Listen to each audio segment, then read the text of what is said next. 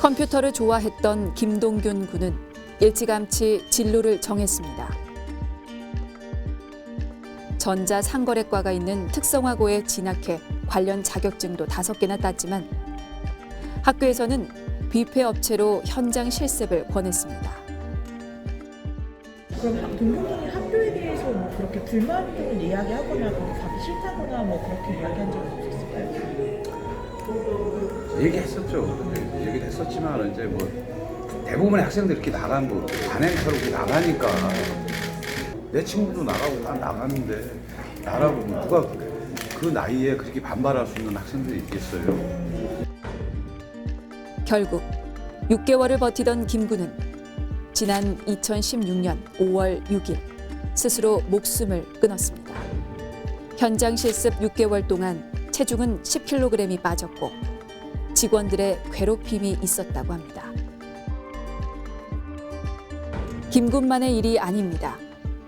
현장 실습 관련 학생들의 죽음은 반복되었고 학교는 취업률 제고 논리에 밀려 학생을 보호하지 못했습니다. 1년 차에는 어떤 기술을 이만큼 향상시키고 2년 차에는 이렇게 3년 차 하나하나 이렇게 발전을 시켜서 회사에 도움이 되도록 사원이 정식 사원이 되도록 하면은 참 좋은데 그런 시스템 구축을 갖춘 회사가 거의 없다라는 얘기죠.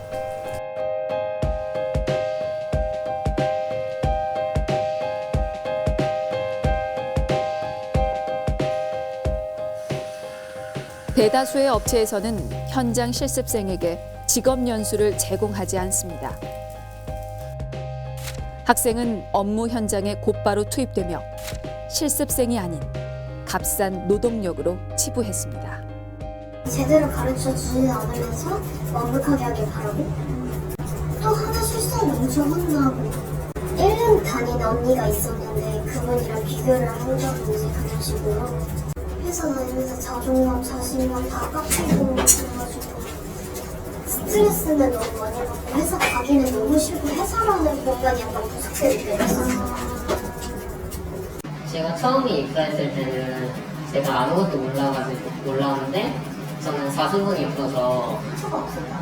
네 그래가지고 전 한 3, 4일 정도 아무 일도 안 하고 가만히 있어가지고 그리고 일을 주시면은 그 일이 저희는 안 알려주실 때가 좀 많아요. 그래가지고 그런 경우에는 따로 필기해가지고 외우고 그 과정을 눈치로 거의 일을 해나가는 거라서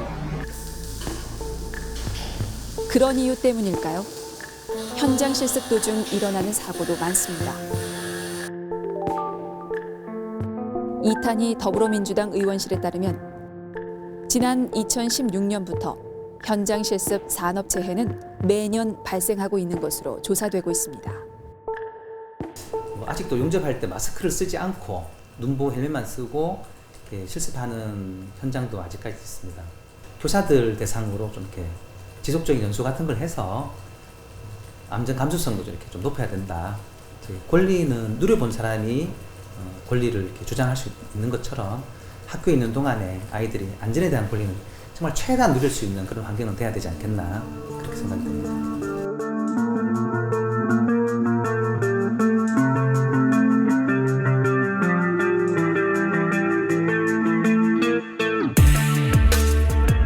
도제 교육도 현장 실습과 같은 문제를 안고 있습니다.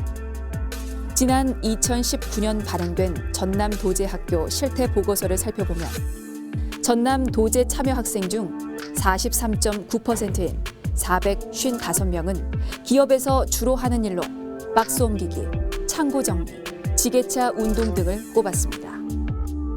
도제학교도 완전히 전공과 뒤떨어진 그런 업무에 투입되는 경우도 많았고요. 위험한 일에 투입되는 경우도 많았고요. 교육부에서 만든 교과 과정을 다 이수를 하고 나갔으면 좋겠다.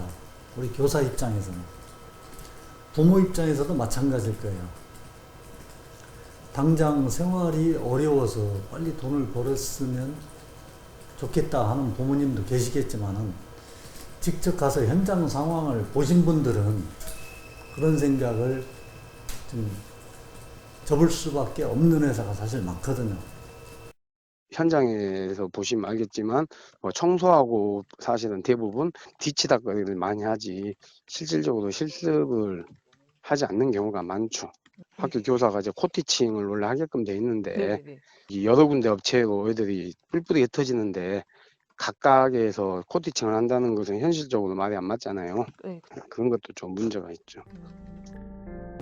이렇듯 학생들이 참여하는 현장 실습, 도제 교육의 여러 가지 문제점들. 그렇지만 학교는 그들의 보호막이 돼주지 못합니다. 우리나라는 기업에 대한 선정마저도 학교에서 선생님들이 뚫는 거예요.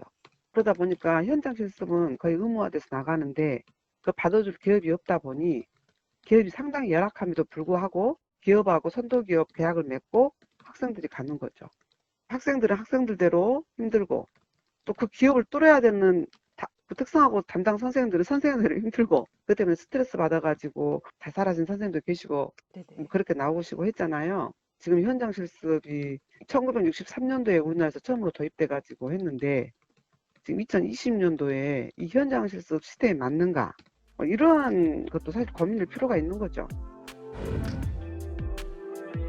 사고 때마다 나오는 교육부의 대책도 미봉책에 불과하다는 지적이 나옵니다. 사고가 날 때마다 대책을 내놓지만 결국 제자리 걸음만 한다고 관계자들은 지적합니다. 사회에서 기업체들이 현장 실습에 나오는 학생들을 바라보는 관점이 이 친구들에게 이렇게 정착할 수 있도록 미래 노동자로서의 삶을 살 수 있도록 뭔가를 가르치는 대상으로 생각해야 되는데 노동의 대상으로 해서 이때까지 현장 실습이 많이 이루어졌었거든요. 뭐 조금 극단적으로 이야기하면 대한민국에서 그 학습형 현장 실습을 할 수 있는 업체가 그런 인프라를 갖춘 업체 또 그런 마인드를 갖춘 업체가 몇 프로가 될까 따지고 보면 한 2% 내지 3%도 되지 않을 것이다라고 이야기할 겁니다. 그게 지금 현재 현장 실습의 현실이거든요.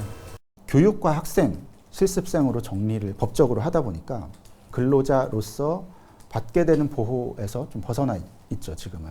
원래는 근로계약서도 쓰고 근로기준법의 보호도 받았었거든요. 이걸 이제 바꿨는데 그건 좀 다시 되돌려야 되지 않나.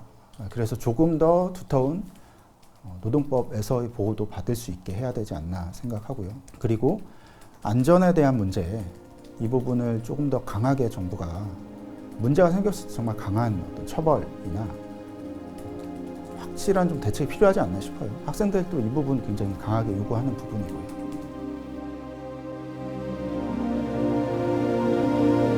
단지 자신의 꿈을 이루고 싶었던 아이들. 언제까지 어른들의 욕심으로 이 아이들이 이용돼야 할까요?